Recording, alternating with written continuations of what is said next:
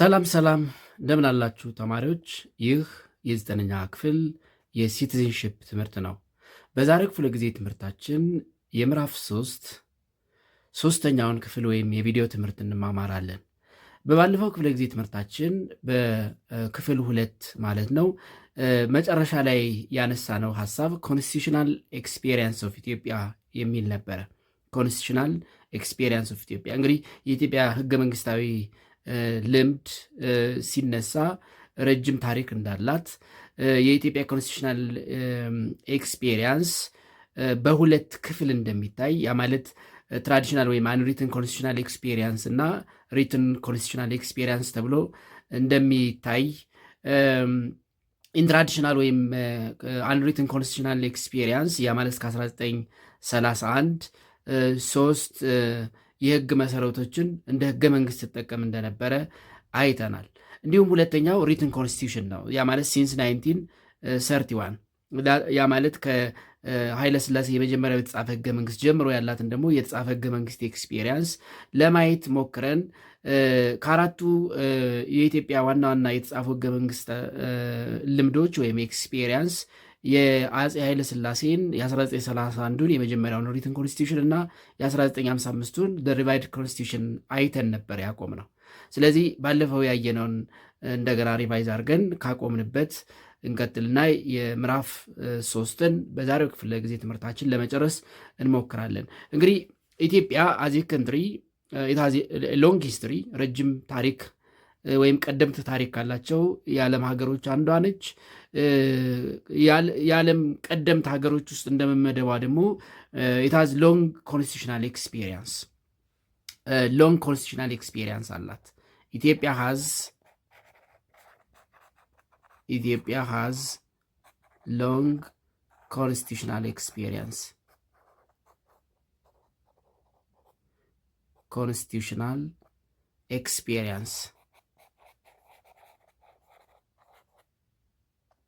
ስለዚህ ኢትዮጵያ ሃዝ ሎንግ ኮንስቲቱሽናል ኤክስፒሪየንስ ረጅም የህገ መንግስት ልምድ ያላት ሀገር ነች። ወይም ደግሞ ረጅም የህገ መንግስት የአስተዳደር ልምድ ወይም ታሪክ ካላቸው ጥቂት የዓለማችን ሀገሮች አንዷ ኢትዮጵያ ነች። የኢትዮጵያ ሎንግ ኮንስቲቱሽናል ኤክስፒሪየንስ ግን በሁለት መልኩ ይታያል። አንደኛው ኢት ካን ቢ ሲን አዝ ትራዲሽናል ኮንስቲቱሽናል ወይም አንሪትን ኮንስቲቱሽናል ኤክስፒሪየንስ traditional or unwritten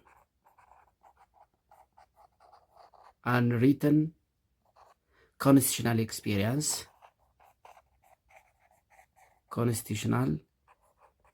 experience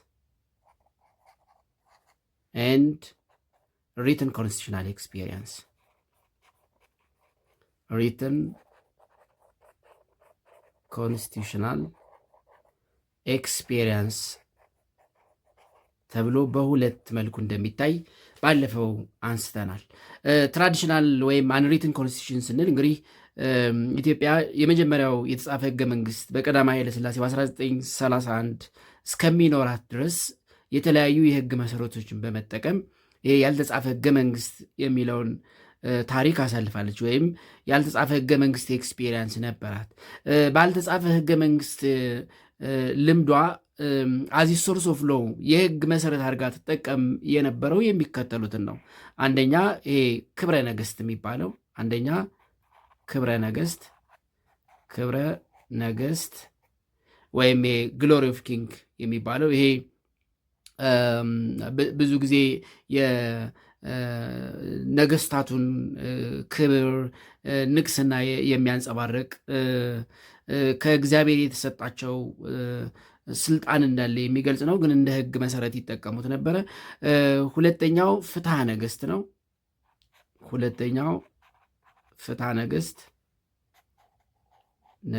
ዘ ሰከንድ ትራዲሽናል ሶርስ ኦፍ ሎው ኢን ኢትዮጵያን አንሪትን ኦር ትራዲሽናል ኮንስቲቱሽናል ኤክስፒሪየንስ። ሶስተኛው ፍትሐ ነገስት ቀጥሎ ትጠቀመው የነበረው ስርዓተ መንግስት ነው። ክብረ ነገስት፣ ፍትሐ ነገስትና ስርዓተ መንግስት ሶስተኛው ስርዓተ መንግስት ነው። ስርዓተ መንግስት ክብረ ነገስትና ፍትሐ ነገስት የሚባሉ የህግ ምንጮችን ወይም የህግ ዶክመንቶችን በመጠቀም ኢትዮጵያ እንግዲህ ትራዲሽናል ወይም አንሪትን ኮንስቲቱሽናል ኤክስፔሪየንስ እንደነበራት ታሪክ ያስረዳል። ሁለተኛው ሪትን ኮንስቲቱሽናል ኤክስፔሪየንስ ነው። ሪትን ኮንስቲቱሽናል ኤክስፔሪየንስ the written constitutional experience the written constitutional experience of Ethiopia experiences of Ethiopia that means since 1931 እንግዲህ ከዚህ ቀደም ብለን እንዳየነው ኢትዮጵያ እስከ 1931 አንሪትን ኮንስቲቱሽን ነው የነበራት ወይም ደግሞ ትራዲሽናል ኮንስቲቱሽናል ኤክስፔሪየንስ ነው። እነዚህ ፍትሐ ነገሥት፣ ስርዓተ መንግስት፣ ክብረ ነገሥት የሚባሉ የህግ ዶክመንቶችን እንደ ህግ ምንጭ በመጠቀም ህዝቧን ታስተዳድር ነበረ። የተጻፈ ህገ መንግስት ለመጀመሪያ ጊዜ ይኖራት ግን በአፄ ኃይለ ሥላሴ ዘመነ መንግስት በ1931 እንደ ፈረንጆች አቆጣጠር ነው። ስለዚህ the written constitutional experience of Ethiopia it begins since 1931 የሚጀምረው ከ1931 ጀምሮ ነው። since 1931 ኢትዮጵያ had 4 constitutional experience ወይም 4 የህገ መንግስት ልምዶች አሏት። ይህም የ1931 ኮንስቲቱሽን ሪትን ኮንስቲቱሽን የ1955 ሪቫይዝድ ኮንስቲቱሽን ሶስተኛ የ1987 ደርግ ኮንስቲቱሽን ወይም ይሄ ፒዲአርኤፍ ኮንስቲቱሽን የምንለው ሶስተኛውና አሁን በስራ ላይ አራተኛውና አሁን በስራ ላይ ያለው የ1995 ኢፒዲአርኤፍ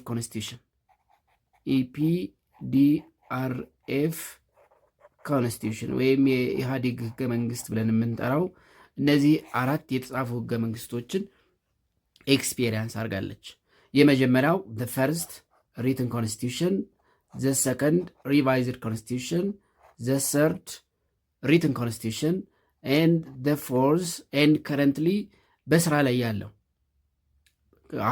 ላይ ያለው currently in function ወይም በተግባር ላይ ሀገሪቱን እያስተዳደረ ያለው ህገ መንግስት አራተኛው የ1995 ህገ መንግስት ወይም በኢትዮጵያን ፒፕል ዲሞክራቲክ ሪፐብሊክ ፍሮንት ኮንስቲቱሽን ወይም የኢህአዴግ ህገ መንግስት ብለን የምንጠራው ህገ መንግስት ነው ማለት ነው። በባለፈው ክፍለ ጊዜ ትምህርታችን ሁለቱን ተመልክተናል። የ1931 እና የ1955 ህገ መንግስት።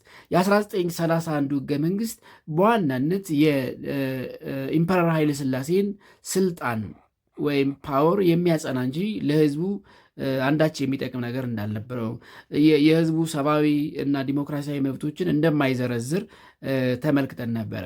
ሁለተኛው የ1955 ህገ መንግስት ነው። የ1955 ህገ መንግስት እንግዲህ የ1931 ህገ መንግስት በነበረበት ክፍተት አንዳንድ ነገሮችን ለመሙላት ተብሎ እንደገና ሪቫይዝ የተደረገው የኃይለ ሥላሴ ህገ መንግስት ነው። የ1955ቱ ከ1931 የሚለየው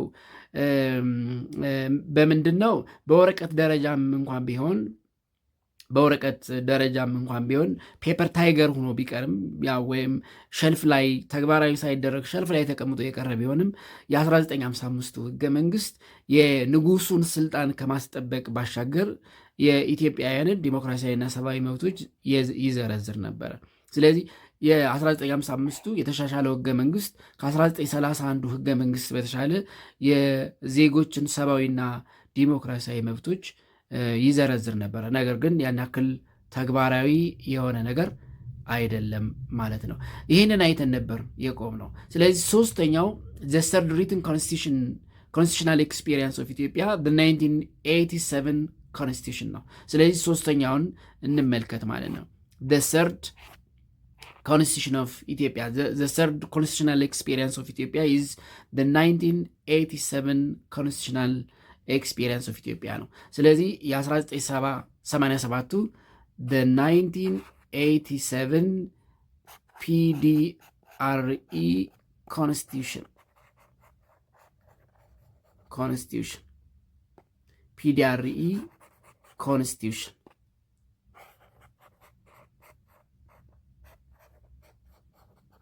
ወይም ዩ ካን ሴይ ደርግ ኮንስቲቱሽን ደርግ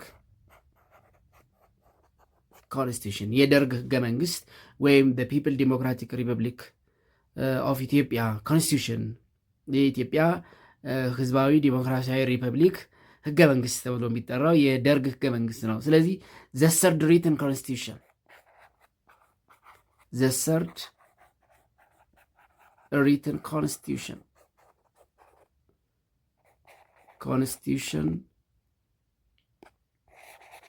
ሪትን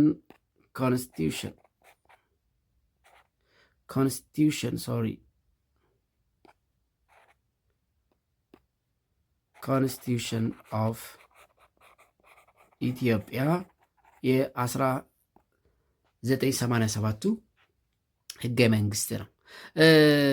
ኢን 1974 እንግዲህ በታሪክ እንደተማራችሁት በ1974 የኃይለ ሥላሴ አገዛዝ ተወግዶ ወይም ይሄ የፊውዳል ሞናርኪካል ወይም ኢምፔሪያል ሪጅም ተወግዶ የደርግ ሚሊተሪ ሪጅም የተከሰተበት ጊዜ ነው። ስለዚህ ኢን 1974 ፊውዳል ሞናርካል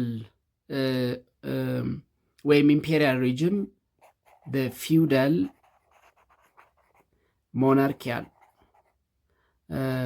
ሞናርኪ ኦር ኢምፔሪያል ሪጅም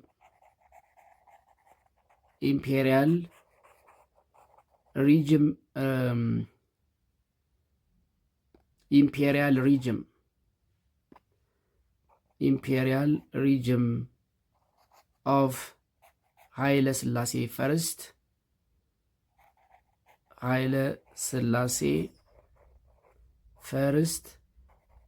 was removed and replaced by Derg regime, Derg military regime,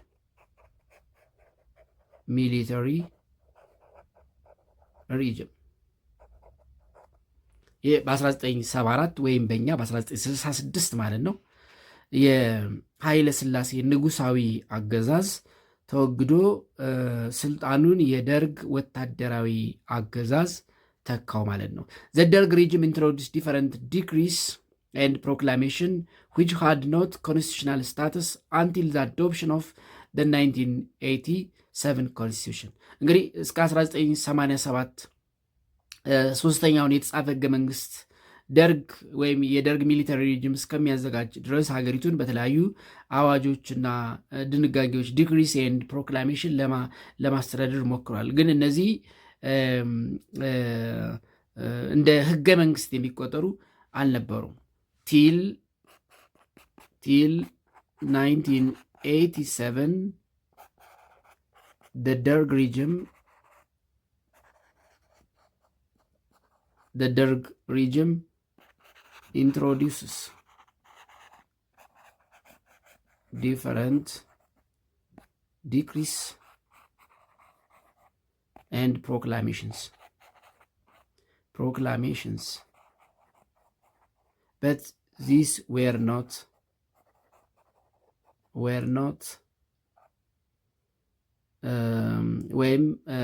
had not a status of constitution. These had not a status of constitution.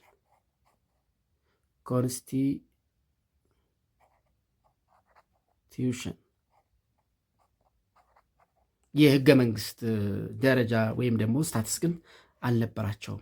ስለዚህ እስከ 1987 ደርግ ራሱ ህገ መንግስት አልነበረውም ማለት ነው። ቲል 1987 እስከ 1987 there was no constitution ያ ማለት ከ1974 እስከ 1987 የነበረው ጊዜ ከ19 74 እስከ 1987 የነበረው ጊዜ ምን ተብሎ ይጠራል? ኮንስቲቱሽናል ቫኪዩም ወይም ላኩና ኢን ኢትዮጵያ ፖለቲካል ሂስትሪ ይባላል። ኮንስቲቱሽናል ቫኪዩም ኮንስቲቱሽናል ቫኪዩም ወይም ላኩና ፔሪድ ይባላል። ላኩና ፔሪድ እየተባለ ይጠራል ኢን ኢትዮጵያን ሂስትሪ። ህገ መንግስት ያልነበረበት ጊዜ እንግዲህ ኢትዮጵያ ሁለት የተለያዩ ግን በዓላማ የማይለያዩ ህገ መንግስታትን ካሳለፈች በኋላ ለ13 ዓመታት ማለት ከ1974 እስከ 1987 ባለው ጊዜ የህገ መንግስት ክፍተት የነበረበት ጊዜ ነው። ስለዚህ the period from 1974 to 1987 was known as constitutional vacuum or ላኩና ኢን ኢትዮጵያን ፖለቲካል ሂስትሪ። በኢትዮጵያ የፖለቲካ ታሪክ ከ1974 ያ ማለት አፍተር ዘ ዳውንፎል ኦፍ ዘ ኢምፔሪያል ሪጅም ኦፍ ኢምፐረር ኃይለ ሥላሴ ፈርስት ኤንድ አንቲል ዘ ደርግ ዲክሌር ኢትስ ሪትን ኮንስቲቱሽን ኢን 1987 ይሄ ጊዜ የኮንስቲቱሽናል ቫኪዩም ጊዜ ይባላል። ዘ ደርግ ብሮት አባውት ፕሮፋውንድ ቼንጅስ ዊዝን ኢትዮጵያን ሶሳይቲ ዘ ኢንትሮዳክሽን ኦፍ socialism as a guiding ideology of military regime brought totally new direction economically, socially, politically, psychologically and extra. እንግዲህ ደርግ የደርግ ርዕዮተ ዓለም ወይም ደግሞ ፕሮፋውንድ the profound of ደርግ regime the profound of ደርግ regime Derg regime was socialism.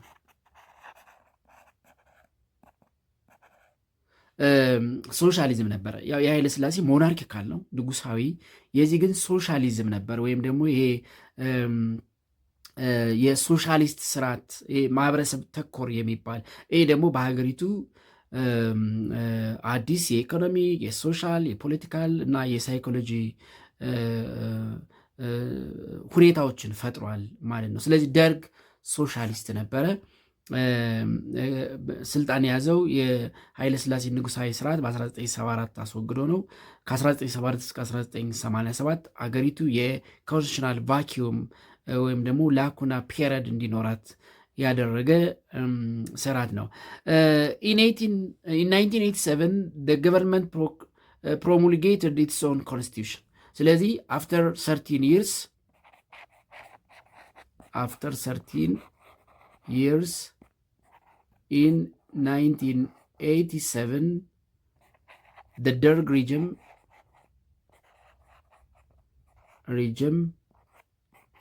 promulgated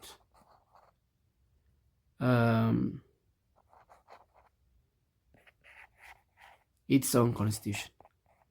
Its own constitution. Its own constitution የራሱን ህገ መንግስት አጸደቀ ማለት ነው። and this constitution is known as the 1987 constitution ይባላል። የ1987ቱ constitution and this constitution has 7 chapters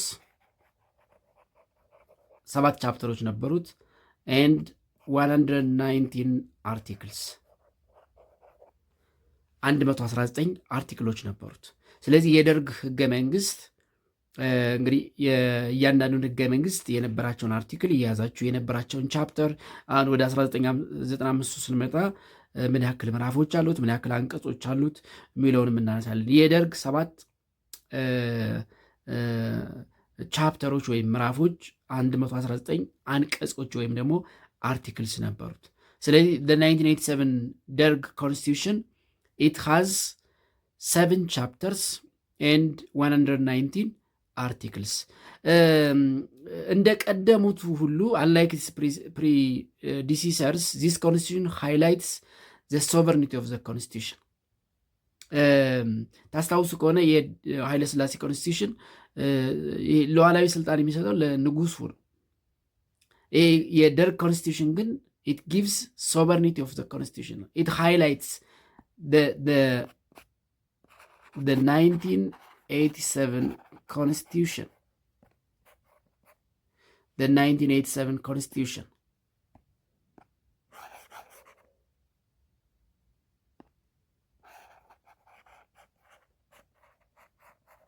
Constitution highlights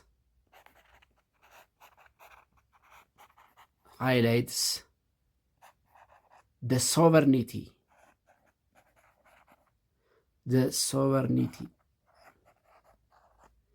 of the constitution.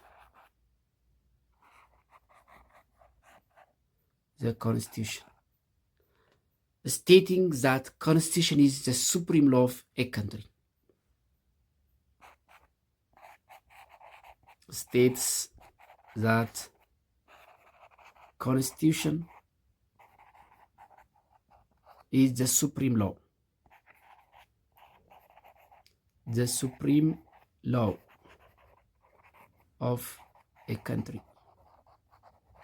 የሀገሪቱ ሉዓላዊ የህግ ምንጭ ወይም ሱፕሪም ሎ ህገ መንግስት ነው ይል ነበር። and the base of the establishing and administering the country የሀገሪቱ የአስተዳደራዊ ምንጭ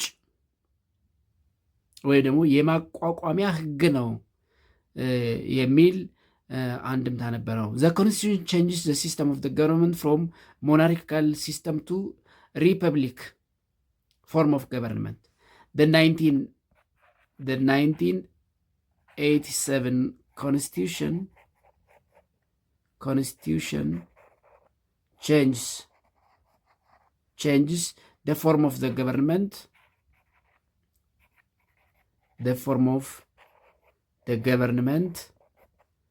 from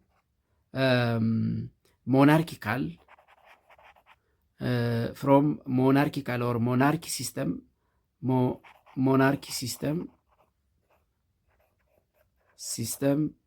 to republic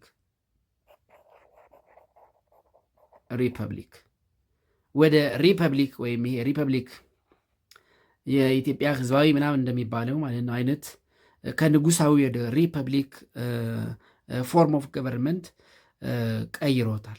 and the 1987 PDRF People Democratic Republic of Ethiopia Constitution ያ ማለት የደርግ ህገ መንግስት also introduce the idea of secularism or separation of state and religion from the first time in Ethiopia.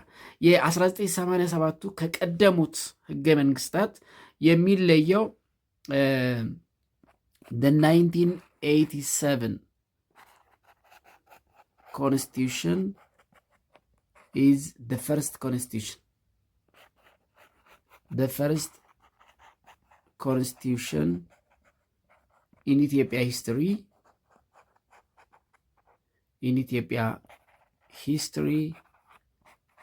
that declares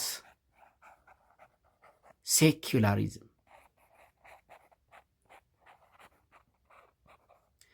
ሴኩላሪዝም የሚባለውን ነገር ለመጀመሪያ ጊዜ ዲክሌር ያደረገው ህገ መንግስት የደርግ የ1987ቱ ህገ መንግስት ነው። ሴኩላሪዝም ምንድን ነው? ሴኩላሪዝም ሚንስ separation of state and religion። ያ ማለት no state religion and the government cannot ምንድነው ኢንተርፊሪንግ ስቴት ምንድነው ሪሊጂየስ አፌርስ። መንግስት በሃይማኖት ጉዳይ ጣልቃ አይገባም ወይም ደግሞ ሃይማኖታዊ መንግስት የለም። ኖ ስቴት ሪሊጅን የሚለውን ለመጀመሪያ ጊዜ ዲክሌር ያደረገው ወይም ያወጀው ህገ መንግስት በኢትዮጵያ ታሪክ የ1987ቱ ህገ መንግስት ነው። ስለዚህ ከቀደመው ህገ መንግስት ከኃይለ ሥላሴ 1931ዱም የ1955ቱም ህገ መንግስት የደርግ ህገ መንግስት ምን አዲስ ነገር ይዞ መጥቷል? አንደኛ ፎርም ኦፍ ገቨርንመንቱን ፍሮም ሞናርኪካል ቱ ሪፐብሊክ ቀይሮታል። ሪፐብሊክ ፎርም ኦፍ ገቨርንመንት ወደሚባለው ቀይሩታል። ሁለተኛ ለመጀመሪያ ጊዜ በኢትዮጵያ ታሪክ ሴኩላሪዝም ሴፓሬሽን ኦፍ ስቴት ኤንድ ሪሊጅን ወይም ኖ ስቴት ሪሊጅን የሚለውን ዲክሌር ያደረገ ኮንስቲቱሽን የ1987 ኮንስቲቱሽን ነው። ስለዚህ 1987 ፒዲአርኢ ኮንስቲቱሽን ኦልሶ ኢንትሮዲውስ ዘ አይዲያ ኦፍ ሴኩላሪዝም ኦር ሴፓሬሽን ኦፍ ስቴት ኤንድ region for the first time in Ethiopia. During the imperial regime, there was no separation of state and religion. በኃይለ ሥላሴ ዘመነ መንግስት የሃይማኖትና የመንግስት ልዩነት ያን ያክል አይታወቅም ነበር። ኦፍኮርስ በኃይለ ሥላሴ ክርስቲያናዊ መንግስት ነው የነበረው ማለት ይቻላል። ክርስቲያናዊ መንግስት። ስለዚህ በኃይለ ሥላሴ ሰፓሬሽን ኦፍ ስቴት ኤንድ ሪሊጅን የሚባል ነገር የለም። ንጉሱ በሃይማኖት ጉዳይ ጣልቃ ይገቡ ነበረ። ሲጀመርም አማካሪዎቻቸውም የሃይማኖት ሰዎች ነበሩ ፎር ዛት ማተር። ስለዚህ ይሄ መንግስትና ሃይማኖት የተለያዩ ነገሮች ናቸው። መንግስት ህዝብ ማስተዳደር ነው። የትኛውንም ሃይማኖት በኩል ነው የሚያየው። ሃይማኖታዊ መንግስት የለም ወይም ስቴት ሪሊጅን የለም፣ ሃይማኖታዊ መንግስት የለም ወይም ደግሞ ሃይማኖትን የሚያራምድ መንግስት የለም የሚለውን በዘመናዊ ህገ መንግስት አሰራር የዓለማችን ሀገራት የሚከተሉትን ሴኩላሪዝም የሚባለውን ነገር ለመጀመሪያ ጊዜ እንግዲህ በተግባር ያዋለው የ1987ቱ ኮንስቲቱሽን ነው ማለት ነው። ዘ ኮንስቲቱሽን ቴስቲፋይስ ዛት ዘ ካንትሪ ኢዝ ስትሪክትሊ ዩኒታሪ ታይፕ ዌር ዜር ኢዝ ሃይ ሴንትራላይዜሽን ኦፍ ፓወር ኢን ዘ ሃንድስ ኦፍ ኤክስኪዩቲቭ ዶሚኔትድ ባይ ዘ ፕሬዚዳንት ኦፍ ዘ ስቴት ዳት ኢዝ ኮሎኔል መንግስቱ ኃይለማርያም። የ1987ቱ ህገ መንግስት ኢት ዋዝ ዩኒታሪ ኮንስቲቱሽን። The 1987 constitution was unitary constitution. Unitary constitution ነው። ከዚህ ቀደም ታይፕስ ኦፍ ኮንስቲቱሽን የሚለውን ስናይ ሪትን፣ አንሪትን፣ ፌዴራል፣ ዩኒተሪ ተብሎ ሊከፈል ይችላል ብለናል። የደርግ ህገ መንግስት ዩኒተሪ ኮንስቲቱሽን ነበረ። ዩኒተሪ ኮንስቲቱሽን ምንድን ነው? Unitary constitution, it is a constitution that gives all power to the central government. All powers.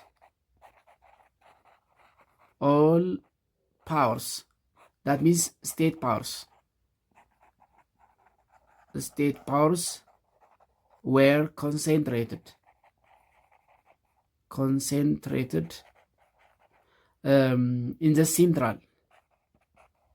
in the central executive power ወይም executive body that is to the president by the president of the state. President of the state. Yeah, that means Colonel መንግስቱ ኃይለማርያም። ስልጣን በአንድ እጅ።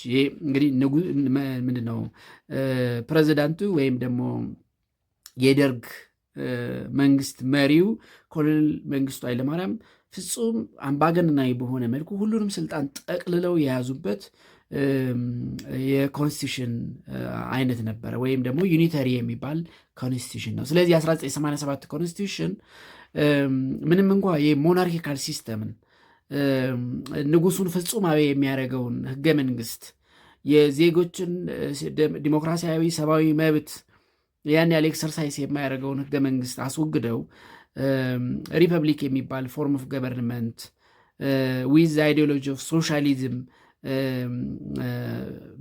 ቢመሰረቱም ወይም ደግሞ ቢያቋቁሙም ህገ መንግስታቸው ግን ዩኒተሪ የሚባል ነበረ። ዩኒተሪ ሁሉንም ስልጣን ለማዕከላዊ ኤክስኪዩቲቭ ቦዲ ወይም ስራ አስፈጻሚ፣ ያ ማለት ለመንግስቱ ፕሬዚዳንት ወይም ደግሞ ፕሬዚዳንት ኦፍ ዘ ስቴት ወይም ለወቅቱ የኢትዮጵያ መንግስት ፕሬዚዳንት ለነበሩት ለኮሎኔል መንግስቱ ኃይለማርያም የሚያጎናጽፍ ነበረ።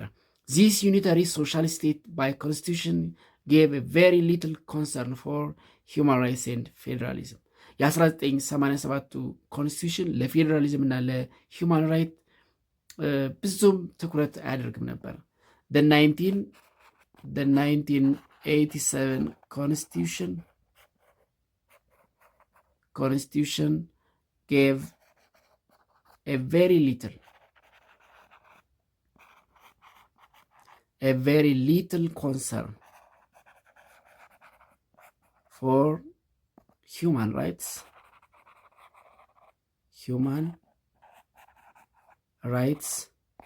and ፌዴራሊዝም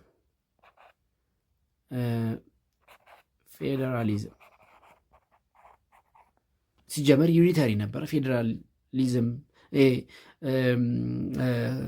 ብሔረሰቦች ራሳቸውን በራሳቸው የማስተዳደር መብት ፍጹም አይሰጥም ነበር።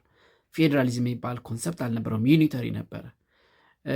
ክልሎች ወይም ምንድነው ክፍለ ሀገሮች ራሳቸውን በራሳቸው የሚያስተዳድሩበት ስልጣን አልነበራቸውም። እንደ ዛሬ ክልል የሚባል አልነበረም። ክፍለ ሀገር፣ አውራጃ የሚባል ነበር የነበረው። በደርግ መንግስት የኢትዮጵያ አወቃቀር አውራጃ፣ ክፍለ ሀገር የሚል ነበረ። ዜና ወረዳ እያለ ይቀጥላል።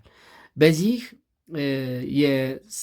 የሀገሪቱ የፖለቲካ አወቃቀር እንኳን አውራጃዎች ወይም ክፍለ ሀገሮች ሉዓላዊ ስልጣን አልነበራቸውም። ሉዓላዊ ስልጣን በማዕከላዊ መንግስቱ መሪ በመንግስቱ ኃይለማርያም በኮሎኔል መንግስቱ ኃይለማርያም ስር ነበር። ሂውማን ራይትስ ሰብአዊ መብቶች በፍጹም የማይከበሩበት ሰብአዊ መብት የሚባለው ነገር ራሱ የማይታሰብበት ህገ መንግስት ነበረ።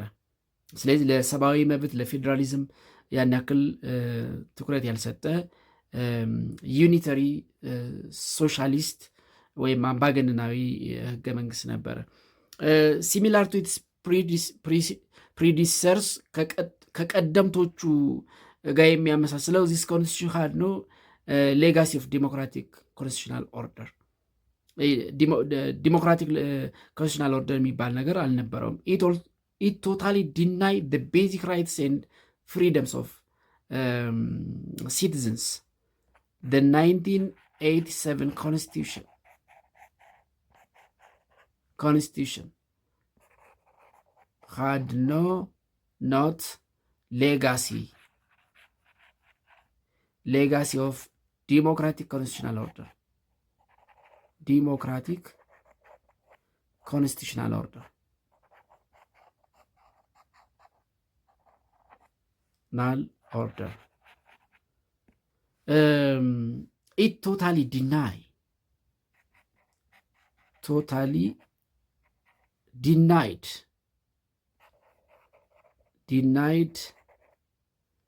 the basic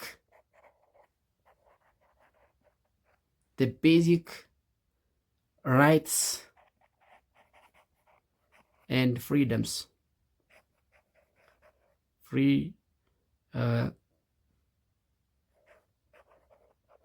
freedoms of citizens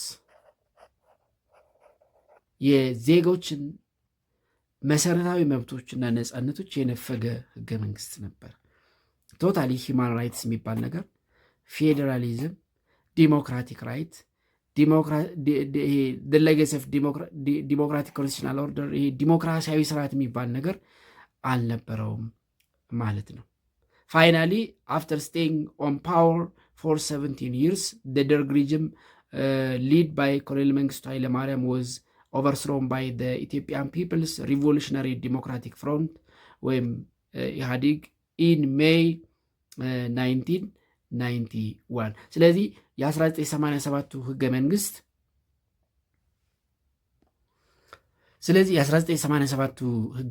ከ1987 እስከ 1991 ድረስ በስራ ላይ የቆየው ማለት ነው። the 1987 Constitution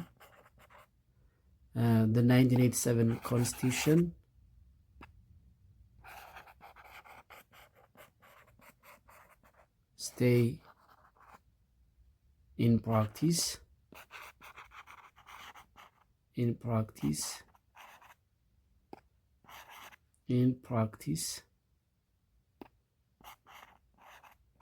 from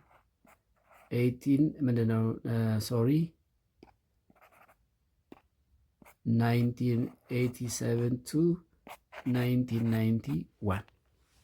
ስለዚህ by 1991 ደርግ ሪጅም በኢህአዴግ ሲተካ እንግዲህ ደርግ ለ17 ዓመት ኢትዮጵያን ካስተዳደረ በኋላ ተወግዷል ማለት ነው። ስለዚህ በ1991 1991 ደርግ ሚሊተሪ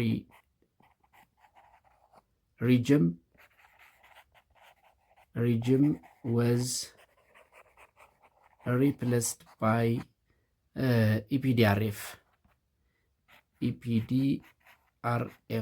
ወይም ኢህአዴግ በምንለው ተተካማል። የኢትዮጵያ ህዝቦች አብዮታዊ ዲሞክራሲያዊ ግንባር ወይም ኢትዮጵያን ፒፕልስ ሪቮሉሽነሪ ዲሞክራቲክ ፍሮንት በሚባለው ተተካ ማለት ነው። ስለዚህ ህገ መንግስቱ እንግዲህ የደርግ ህገ መንግስት ደርግ ሲወድቅ በዛው ተወገደ ማለት ነው፣ ወይም ደግሞ ከስራ ላይ ተሰረዘ ማለት ነው። ስለዚህ ከ1991 ጀምሮ እንግዲህ ሀገሪቱን ያስተዳድረ ያለው የኢፒዲአርኤፍ ወይም የኢህአዲግ ህገ መንግስት ነው ማለት ነው። ስለዚህ የኢህአዲግ ህገ መንግስትን እንይ 1995 ኢፒዲአርኤፍ ኮንስቲቱሽን። ከዛ በፊት ግን from 1991 to 1995 EPDRF administered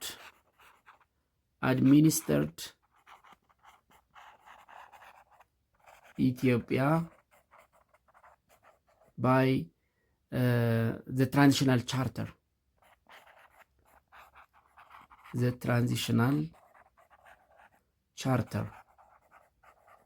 Charter of the 1991 ከ1991 እስከ 1995 ባለው አሁን በስራ ላይ ያለው ህገ መንግስት እስከሚረቀቅ ድረስ ትራንዚሽናል ቻርተር በሚል ወይም ይሄ የጊዜያዊ ሽግግራዊ መንግስት አስተዳደር በሚል ነው ሲያስተዳድር የቆየው። ስለዚህ 1991 የትራንዚሽናል ቻርተር ምን ይመስል ነበር የሚለውን እንመልከት።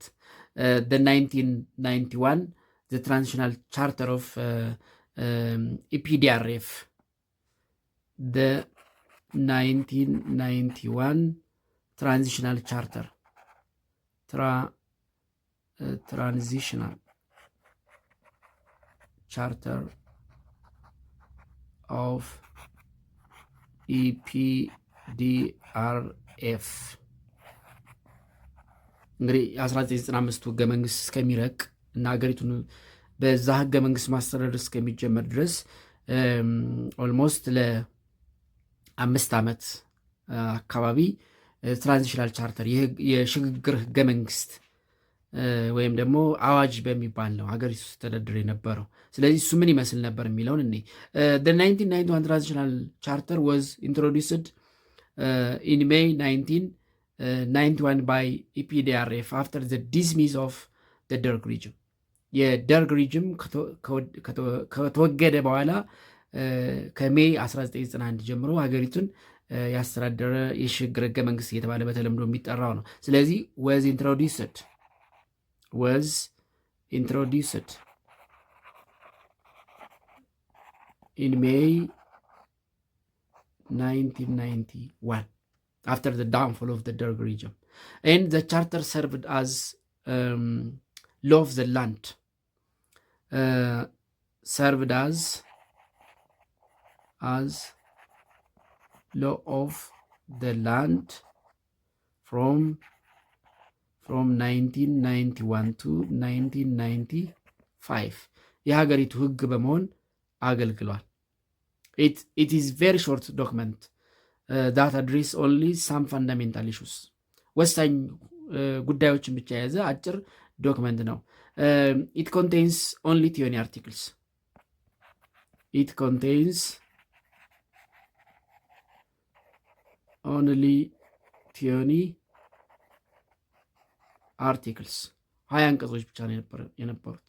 and the charter recognized freedom, equal rights and self-determination of all nationalities. እንግዲህ ከቀደሙት ህገ መንግስታት ይሄ የሽግግር ህገ መንግስት የሚባለው ወይም ትራንዚሽናል ቻርተር it recognized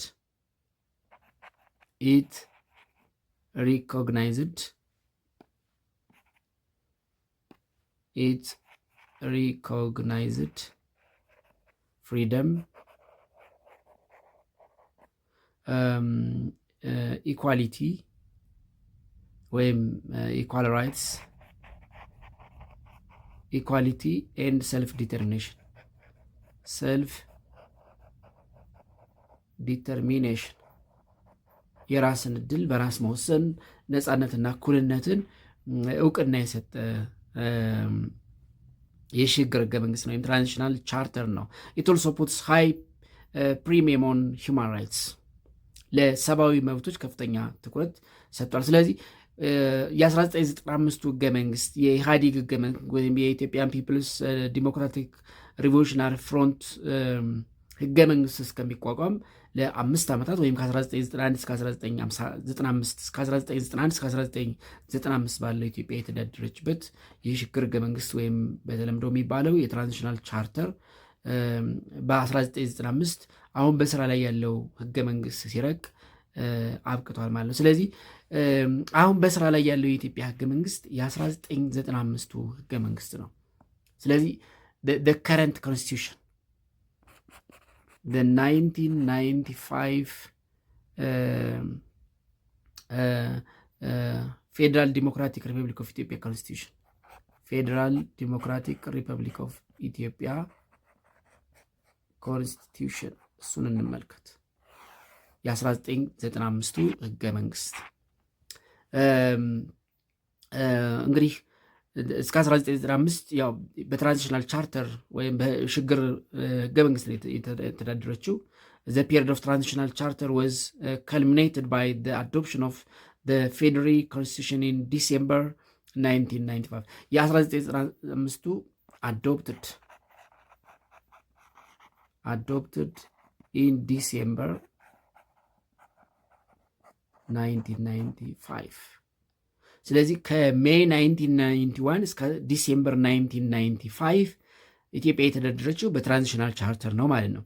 ስለዚህ የትራንዚሽናል ቻርተሩ አገሪቱን የሚያስተዳድርበት ጊዜ ያበቃው የ1995ቱ ህገ መንግስት ዲሴምበር ላይ በስራ ላይ በዋለ ጊዜ ነው። ስለዚህ የ1995ቱ ህገ መንግስት ዲሴምበር 1995 ጀምሮ በስራ ላይ ያለ ህገ መንግስት ነው። the 1995 Federal Constitution introduced different changes as compared to its predecessors. ከቀደሙት ህገ መንግስታት የተሻለ ብዙ ነገሮችን አምጥቷል። it introduced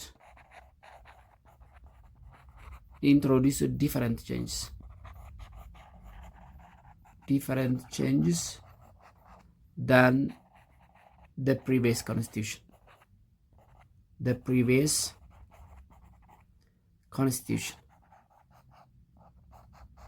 ከቀደሙት ህገ መንግስታት ብዙ ለውጦችን አመጥቷል።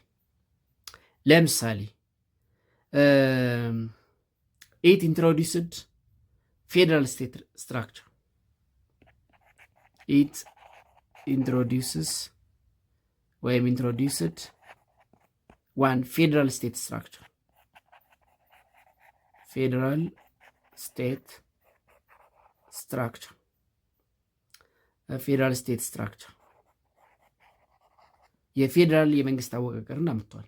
የደርግ ዩኒተሪ ነበረ። ስለዚህ ሀገሪቱ በ1995 ህገ መንግስት ከዩኒተሪ ስቴት ስትራክቸር ወደ ምን ተቀየረች ማለት ነው? ተሸጋገረች ማለት ነው ወደ ፌዴራል ስቴት ስትራክቸር። ስለዚህ የ1995 ህገ መንግስት ካመጣቸው ለውጦች አንዱ የፌዴራል ስቴት ስትራክቸርን እንዲመጣ አድርጓል። ስለዚህ ኢንትሮዲውስ ፌዴራል ስቴት ስትራክቸር for the first time. parliamentary democracy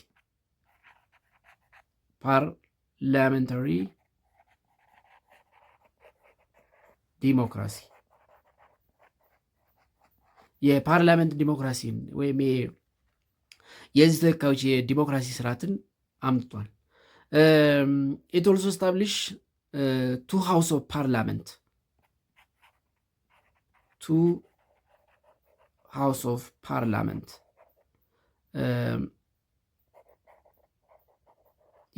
የፌዴሬሽን ምክር ቤትና የህዝብ ተወካዮች ምክር ቤት የሚባሉ ሁለት ምክር ቤቶች እንዲፈጠሩ አድርጓል። እነዚህም ሃውስ ኦፍ ፌዴሬሽን እና ሃውስ ኦፍ ፒፕል ሪፕሬዘንታቲቭ ደቱ ሃውስ ኦፍ ፓርላመንት፣ ሃውስ ኦፍ ፌዴሬሽን ኤንድ ሁለተኛው ሃውስ ኦፍ ፒፕል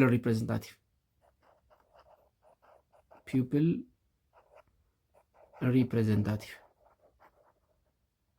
የሚባሉ ነገሮችን አምጥቷል። ስለዚህ የ1995ቱ ህገ መንግስት እነዚህን መሰረታዊ ለውጦች አምጥቷል ማለት ነው።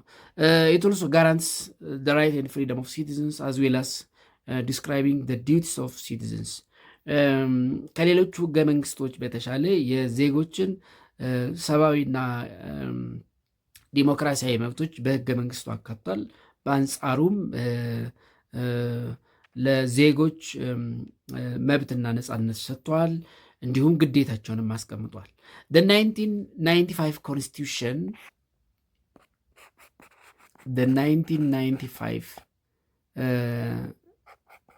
Federal Constitution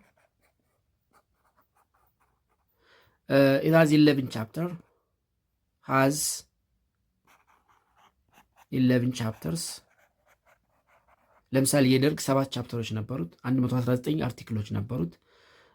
አሁን በስራ ላይ ያለው የ1995ቱ የኢህአዴግ ህገ መንግስት 11 ምዕራፎች አሉት ወይም ቻፕተሮች and has 106 articles 106 አንቀጾች አሉት። the constitution established the Federal Democratic Republic of Ethiopia with 9 member states or national regional states። በወቅቱ እንግዲህ 1995ቱ ህገ መንግስት ሲቋቋም ፌዴራል ዲሞክራቲክ ሪፐብሊክ ኦፍ ኢትዮጵያን ገቨርንመንት መስርቷል። በዚህ ጊዜ ፌዴሬሽኑ 9 ስቴቶች ኦፍኮርስ አሁን ወደ 13 ደርሰዋል። 9 ሪጅናል ስቴትስ ነበሩ። 9 ሪጅናል ስቴትስ but now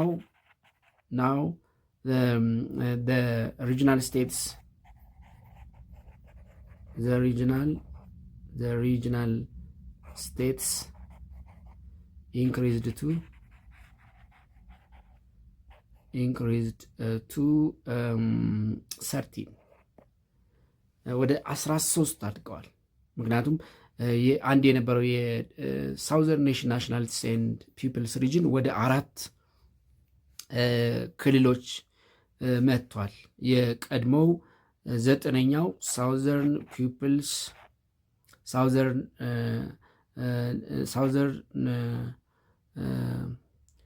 ኔሽን ናሽናሊቲስ ኤንድ ፒፕልስ ሪጅን የሚባለው SNNPR የሚባለው ናይዴይስ በ4 ክልሎች ተዋቅሯል።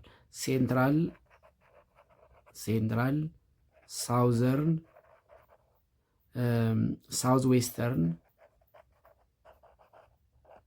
ዌስተርን እና የሲዳማ ክልል ተብሎ በ4። ስለዚህ ቀድመው የነበሩት ላይ ስንት ተጨመረ ማለት ነው? 12 ደርሰዋል ማለት ነው። አሁን 12 ደርሰዋል። 12 8 9 ነበሩ። እንግዲህ አንዱ ወደ 4 ሲበተን ወይም ሲከፈል 8ቱ ላይ 4 ሲደመር 12። ስለዚህ አሁን የ1995ቱ ህገ መንግስት በ11 ምዕራፎች በ106 አንቀጾች በ12 ሪጂናል ስቴት የፌዴራል የመንግስት አወቃቀርን የመሰረተ ህገ መንግስት ነው ማለት ነው። however the total number of regional states increased to 11 due to the formation of 2 new regional states, Sidama regional state in June 2020 and southwestern Ethiopian region in November 2021 ይላል። ግን በ2023 ደግሞ 2 የማዕከላዊ ደቡብ ክልል እና የደቡብ ክልል የሚባሉ 2 ክልሎች መጥተዋል። ስለዚህ 12 ደርሰዋል ማለት ነው። 12 government of the member states have the power to exercise legislative, executive and judiciary power in their own rights። የ1995 ህገ መንግስት 1995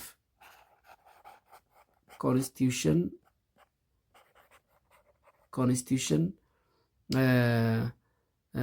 give the member states the member states to establish and exercise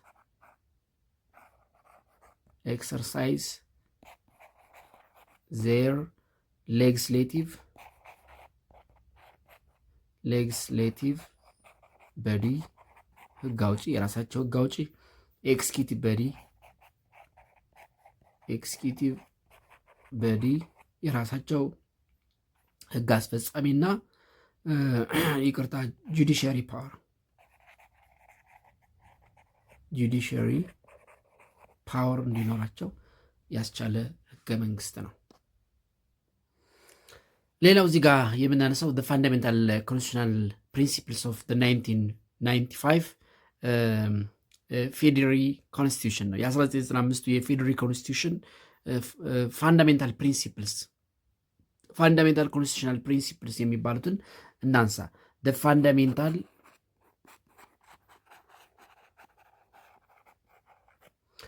constitutional principles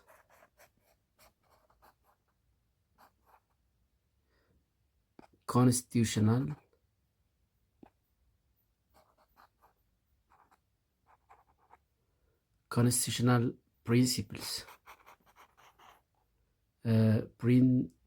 principles of the 1995 Federal Constitution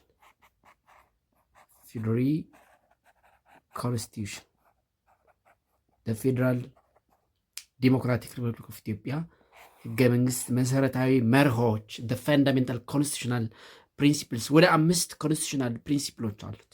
ፋንዳሜንታል ኮንስቲቱሽናል ፕሪንሲፕልስ የመጀመሪያው the first one ፖፑላር ሶቨርኒቲ ነው። ፖፑላር ሶቨርኒቲ it is in article 8 በህገ መንግስቱ አንቀጽ 8 ስለ ፖፑላር ሶቨርኒቲ ነው የሚያወራው። ሉዓላዊ የስልጣን ምንጭ ህዝብ ነው።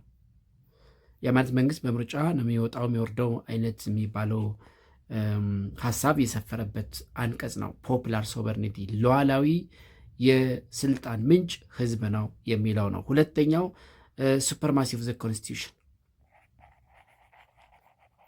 ሱፐርማሲ ኦፍ ዘ ኮንስቲቱሽን ሱፐርማሲ ኦፍ ዘ ኮንስቲቱሽን አርቲክል 9 ይቅርታ 9 አርቲክል 9 አንቀጽ 9 ሱፐርማሲ ኦፍ ዘ ኮንስቲቱሽን ያ ማለት ኖ ወን አበቭ ዘ ኮንስቲቱሽን ዘ ኮንስቲቱሽን ኢዝ ዘ ሱፕሪም ሎ ህገ መንግስቱ የህጎች ሁሉ የበላይ ነው።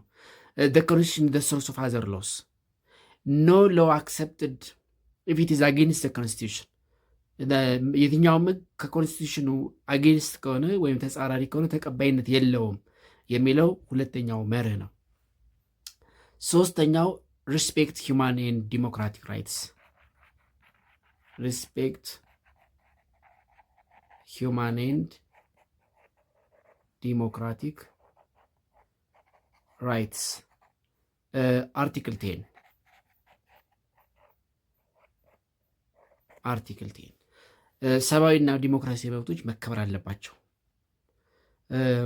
ለሰብአዊና ዲሞክራሲያዊ መብቶች ሽፋን የሰጠ ሰብአዊ መብት የሚባሉት የትኞቹ ናቸው? ዲሞክራሲያዊ መብቶች የሚባሉት የትኞቹ ናቸው? በዚያ መሰረት ደግሞ ጥበቃ የሚያደርግበት ሶስተኛው ፋንዳሜንታል ፕሪንሲፕል ሪስፔክት ሂውማን ኤንድ ዲሞክራቲክ ራይትስ ነው።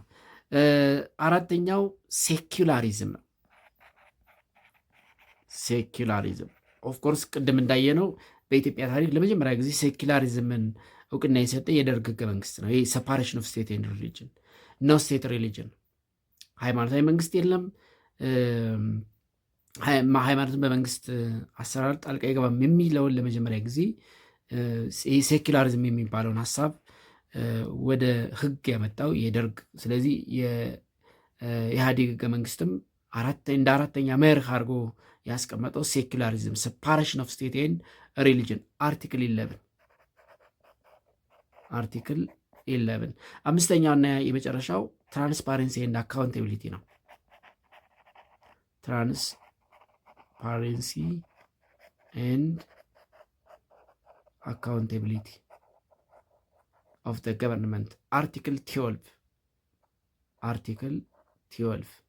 አንቀጽ 12 These are the 5 fundamental principles of the February 1995 Constitution and is all about Unit 3 ዩኒት 3 በዚህ እንጨርሳለን። በሚቀጥለው በምዕራፍ 4 እንገናኛለን። እስከዛው ደህና ሁኑ ተማሪዎች።